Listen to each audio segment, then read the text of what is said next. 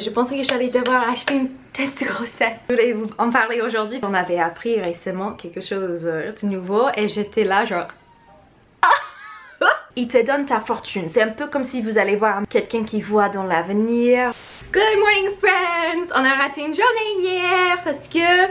J'allais dire maman parce que parfois je me parle en troisième personne. Ok, c'est bien, je suis pas votre maman. Hier je me suis levée avec une migraine. Mais pas juste mal de tête, mais genre les migraines, genre les bruits, la lumière et tout ça, ça donne envie de vomir, on se sent trop mal, on peut pas supporter les petites sensations et tout ça. J'étais toute seule de m'occuper des petits de 6h du matin jusqu'à presque 19h le soir.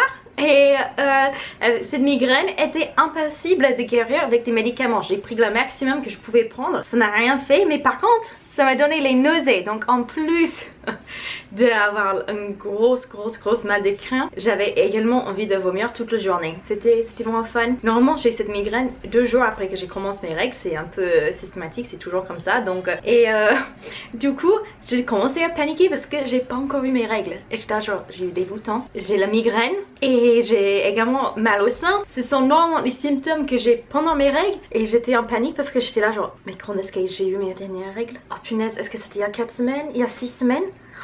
Et je pensais que j'allais devoir acheter une test de grossesse. Mais c'est bon, hier soir, une fois que le migraine était parti, à la fin de soirée, tout est venu. Ce qui est nul, mais voilà, je suis pas enceinte, c'est bon, on va fêter ça. Vous m'avez manqué, mais je peux vous dire, j'ai un peu plus hâte pour la vidéo de demain parce que en théorie, mon chéri va rentrer tôt et je vais pouvoir aller au magasin prendre tout ce qu'il faut pour les repas de Noël. What did I do?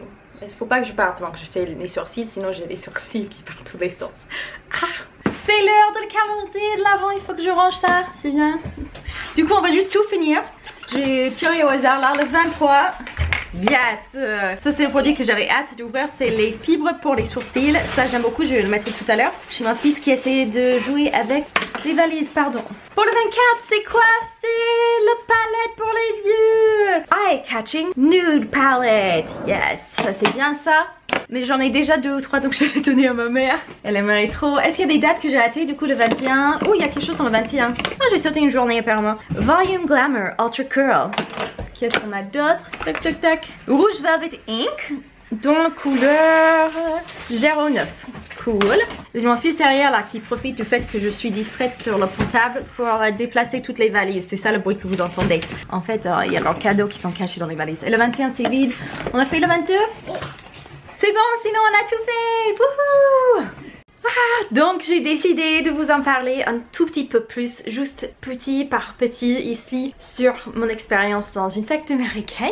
Je vous avais fait une vidéo déjà et j'en ai parlé beaucoup sur TikTok, mais j'en parle pas trop sur la chaîne parce que je sais qu'il y a pas mal des membres qui sont au courant de ma chaîne et tout ça. Et pendant très longtemps je me sentais vraiment obligée de garder le silence et tout ça parce que j'avais peur des conséquences. Bon, bien entendu personne va venir à la maison me forcer de faire quoi que ce soit. Et s'ils ont votre adresse, parfois ils essaient de venir pour essayer de te convaincre de revenir, tout ça. Ce serait pas le cas pour moi. Si vous faites partie de cette religion et vous avez soit mon numéro de téléphone, soit mon adresse et vous le donnez à cette église, je vous verrai de ma vie tout de suite, je vous préviens. Donc si jamais je donne pas du tout mon consentement, il y a beaucoup de personnes que je connais qui ont quitté l'église et puis leurs parents ou autres ont donné leur nouvelle adresse quand ils ont déménagé à l'église pour que l'église soit au courant, pour qu'ils les envoient de l'aide et tout ça. Et c'est dégoûtant de faire ça, c'est contre la volonté de la personne, c'est contre le consentement et ça ne va pas du tout. Donc je préviens au cas où. C'est surtout une pression psychologique en fait. Il y a beaucoup de pression psychologique et aussi je voulais garder la paix en fait. Je voulais pas en parler parce que je sais que ça peut, c'est un sujet qui peut énerver beaucoup des gens parce que les gens qui sont dedans, bien sûr qu'ils ne croient pas du tout que c'est une secte. Mais si vous faites des recherches sur les différentes sectes, les personnes ne croient jamais que leur religion est une secte. Jamais, jamais.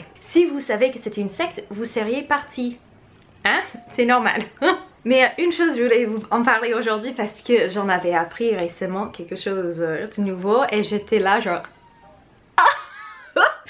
C'est tellement rigolo à quel point c'est gros. En fait c'est ça le truc. Quand vous êtes dedans, ils contrôlent vachement l'information. Ils essaient de vous dire que si vous lisez des choses qui viennent des sources autres que l'église, que c'est du satin, ce sont des mensonges, ça pourrait nuire à tes témoignages, il faut vraiment écouter que les choses de l'église en fait. Et ça aussi, ça fait partie des raisons pour lesquelles je le désigne comme secte, c'est pas une religion. Si vous aimeriez en savoir toute une liste, vous pouvez regarder la définition de l'APA, donc American Psychology Association. Donc c'est la définition officielle d'une secte. L'église y rentre parfaitement dans cette définition. Et également, quelque chose qui est un peu plus compliqué, vous avez l'expert connu, vraiment le expert des sectes aux États-Unis. C'est un homme qui a écrit un livre et qui en parle souvent, c'est la méthode BITE, ce qui fait drôle en français, mais en anglais ça passe très bien. Et il parle des différentes méthodes de contrôle que les églises peuvent utiliser. Et vous allez regarder et vous allez dire, ah, mais avec tous ces points, n'importe quelle organisation techniquement a certains de ces points. Et c'est vrai, mais en fait, ce qui fait que c'est une secte plutôt que juste une organisation, c'est le degré de sévérité en fait. Et le degré de sévérité de contrôle sur ces points. Donc si jamais vous retrouvez la liste des points, c'est vraiment la sévérité qui fait en sorte que c'est qualifié de secte ou pas. Il y a certaines personnes, je sais, qui ils ont un système de points qui vont avec et tout, ça devient très compliqué. Bref, donc dans cette secte, il y a un moment dans votre vie, il faut que vous passiez par un entretien de dignité parce que c'est eux qui décident, c'est cet homme, votre évêque, qui va décider si vous êtes assez digne ou pas. Et vous allez passer voir le patriarche. Et le patriarche est une personne qui a techniquement, spirituellement, l'autorité sur toi et sur toute une région en fait. Et tous ces gens-là qui sont dans cette région, ils vont aller voir le patriarche pour avoir leur bénédiction patriarcale, j'arrive pas à le dire, bref, c'est un peu plus compliqué, hein? Patriarcale. Et en gros, il te donne ta fortune. C'est un peu comme si vous allez voir un médium ou si vous allez voir quelqu'un qui voit dans l'avenir et tout ça, et il va vous dire toutes les choses, les bénédictions que vous pourriez avoir dans votre vie, des troubles que vous pourriez avoir et tout ça. Ils disent que c'est pas la même chose qu'aller voir un médium parce que eux, c'est le pouvoir de Dieu qui leur donne le droit de faire ça, alors que les médiums, ils nous ont enseigné que les médiums c'était du satan en fait. C'est pour ça on n'avait pas le droit d'aller voir les médiums ou autre, parce que c'était même pas parce que c'est faux et ça pourrait te faire croire les idées qui sont fausses, c'était vraiment parce que c'est vrai, mais c'est Satan qui essaie de pousser ces idées et qui inspire le médium. Bref, parfois ces bénédictions sont extrêmement simplistes. Ce sont des trucs, ils vont vous dire qui arrivent à peu près tout le monde, ou des choses que de manière générale ils encouragent de faire dans l'église, etc. Et parfois ces bénédictions peuvent être extrêmement spécifiques au point où c'est un peu bizarre. Donc ça c'est la première partie à garder en tête quand je vous raconter ce que j'ai appris récemment, ok? C'est ça que c'est une bénédiction patriarcale. Et bien sûr, il vous dit que si jamais il prévoit quelque chose et ça n'arrive pas, c'est parce que c'est votre faute. Vous n'avez pas eu assez de foi, sinon ce serait réalisé. Toutes ces bénédictions, c'est uniquement si vous avez la foi. Donc vous pouvez être une personne presque parfaite, mais si vous voyez qu'il y a quelque chose dans votre bénédiction qui se réalise pas, la culpabilité c'est sur vous, c'est vous le fautif. Bien sûr, c'est pas l'église, c'est pas que c'est une arnaque, c'est vous. C'est drôle maintenant quand j'y pense. Et puis, oh punaise, ça fait déjà 6 minutes que je vous raconte cette histoire. Le deuxième partie à savoir, c'est que ces églises, ils ont des prophètes qui sont censés de parler directement avec Dieu et donner les révélations pour l'église et d'être les hommes qui ont le plus d'inspiration du monde en gros. Et ils parlent directement avec Dieu. Donc quand ils donnent une consigne, tout le monde devrait suivre parce que c'est pas juste que cet homme veut que tu fasses ça, c'est vraiment Dieu veut que tu fasses ça. Vous voyez le truc? Et pendant les premières quelques années, les premières, je sais pas, 30, 40 ans, ils ont enseigné, ces hommes-là, ces prophètes, qui avaient des personnes qui habitaient sur la lune. C'était un enseignement qui a été très courant. Tous les premiers prophètes le répétaient. Et du coup, l'excuse de l'église, si vous regardez sur leur site officiel, si vous lisez les apologiques et tout ça, ils disent ah mais ces hommes c'était les hommes de leur époque, ils avaient enseigné les scientifiques, il y en avait plusieurs qui croyaient à l'époque aussi qu'il y avait des personnes sur la lune et tout ça, donc c'est pas de leur faute, c'est juste comme ils ont grandi dans cette époque. Bien sûr, ces hommes ce sont le produit de leur temps quoi. C'est qui est une excuse extrêmement faible si ces personnes, ces prophètes sont censés parler avec Dieu, mais bref, ils ont enseigné qu'il y avait des personnes sur la lune. Et j'ai récemment appris qu'il y avait des personnes dont leur bénédiction patriarcale à l'époque, on leur avait dit qu'ils allaient être des missionnaires et enseigner l'évangile à ces inhabitants de la lune. Comment est-ce possible de justifier ça? J'ai lu les justifications parce qu'il y a des personnes qui font l'apologie de l'église de manière officielle, ils sont même payés par l'église pour le faire. Et ces personnes-là, les excuses qu'ils ont données, c'était un truc, voilà, c'était juste que oui, leur bénédiction a dit ça, mais bon, peut-être ça peut être interprété d'une manière que nous ne savons pas encore et que surtout c'était ce que les scientifiques même croyaient à l'époque. Et la base de cette église, c'est que leurs prophètes ont une connexion directe avec Dieu et qui savent mieux que les scientifiques en fait. Justement, il y a plein de choses que l'église ils enseignent qui sont même très très malsaines et pas bien du tout, qui est contre les sciences. Et on vous dit c'est parce que le prophète il parle avec Dieu et Dieu lui avait donné cette connaissance que les scientifiques ils n'ont pas encore. Donc c'est une sorte de logique circulaire qui est vraiment particulière. Mais voilà, petit partage de la journée parce que j'ai trouvé ça. Et je me suis dit, c'est tellement de la folie que c'est impossible que... je sais pas. Moi mon truc aussi, je vais vous dire la vérité, c'est que quand j'étais encore hyper croyante et j'ai commencé à apprendre ces choses qui étaient vraiment bizarres ou qui étaient en gros les preuves que l'église n'était pas du tout ce qu'elle prétendait être, j'ai commencé à parler avec les gens autour de moi. Et encore j'étais croyante, hein, je croyais que il y a ces problèmes, mais forcément il y a un bon raisonnement derrière. Puis bien sûr qu'il y a une logique derrière, c'est que juste que moi je suis jeune, je comprends pas encore, je veux bien apprendre. Et j'ai appris que quand on a ces questions et qu'on va s'approcher auprès des dirigeants, auprès de nos parents, auprès des différentes personnes, que les gens ils n'ont pas les réponses, numéro 1, et numéro 2, ils veulent pas l'entendre. Ils vont essayer de mais il faut que tu pries. Si tu pries, tu auras les réponses. Et je suis à journaux, mais j'ai prié et chaque fois j'ai senti que c'était pas bien et du coup je veux quand même justifier cette religion dans ma tête. J'ai besoin de l'aide là.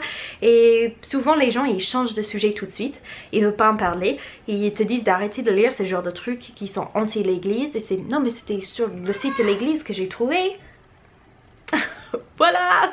Pardon, ma tête, c'est la fin de soirée. Évidemment, cette anecdote un peu rigolo que je viens de vous raconter, c'est pas les gros problèmes dans l'église ou autre. Les gros problèmes, punaise, c'est déjà avec les hommes qui se sont mariés avec des jeunes filles de 14 ans contre leur volonté, en leur menaçant sur le salut de leur famille. Bref, il y avait plein de choses. Donc quand je parle des gros problèmes qui faisaient que finalement quand les gens ils avaient pas des réponses à mes questions, j'étais là genre ciao. C'était plus par rapport au fait que les hommes plus âgés se sont mariés avec des très jeunes filles. À l'époque, à l'église, bien sûr, avec l'excuse que non, mais c'était normal à l'époque, mais ça c'est complètement faux. On a les census, on a des, j'oublie le truc où ils comptent tout le monde dans le pays. On a tous ces chiffres et tout ça de l'époque aux États-Unis et on sait que c'est complètement faux. Que oui, il y avait des gens qui se sont mariés à 14 ans, mais ces jeunes filles-là se sont pas mariées avec des types de 35-40 ans. Elles se sont mariées avec les garçons de 15 ans. Et ils étaient mariés que les uns avec les autres, c'était pas une histoire de polygamie. Et bref, quand vous commencez à regarder dans toutes ces histoires, ça c'est juste un petit grain au bout de la pile du riz en fait. C'est le bout du iceberg. Le racisme très ouvert, on nous avait menti hein, sur le racisme. Quand j'étais jeune, on m'avait dit que le truc c'était uniquement que les personnes black, les personnes noires n'avaient pas le droit de tenir le prêtrise. Et que c'était venu une fois que Dieu a décidé c'était bon. Non. C'était que les personnes noires n'avaient pas le droit à l'exaltation. Et il y a même des citations des prophètes où ils vous disent que c'est Dieu qui parle. Ils disent que c'est pas eux qui parlent en tant qu'hommes, ils disent que c'est Dieu qui parle, qui a annoncé que jamais un noir pourrait entrer au plus haut niveau des cieux. Donc pour vous dire, c'est pas du tout ce qu'on m'a enseigné. No. Et il y avait plein de choses comme ça où j'ai appris que ce que nous on a appris à l'église, c'est une version vachement corrigée et vachement changée pour que ça conforme vraiment à une image, à une histoire qu'ils voulaient faire passer, alors que la réalité c'est beaucoup plus compliqué et vraiment pas très flatteur. Et ce que vous avez actuellement, c'est que beaucoup des jeunes ils ont accès à internet et ils savent faire des recherches et il regarde par exemple le lettre CES, je vous mettrai le lien en barre d'infos. Ils lisent ça, ils lisent plein d'autres petites sources, même l'église, ils ont dû sortir les petits articles sur toutes ces problématiques là. Et les gens ils partent, hein. Une fois qu'ils savent, ils disent ah mais j'étais pas consentante pour me joindre à une église qui croyait dans ça en fait, ou qui faisait ces actions là. Quand je me suis engagée avec l'église, c'est pas ce qu'on m'a enseigné. Et surtout nous, quand par exemple les personnes comme moi qui sont nées dedans, et on nous avait rien appris de tout ça pendant les premières 22 ans de ma vie. Franchement ça ne va pas, c'est vraiment une grosse arnaque. Ciao.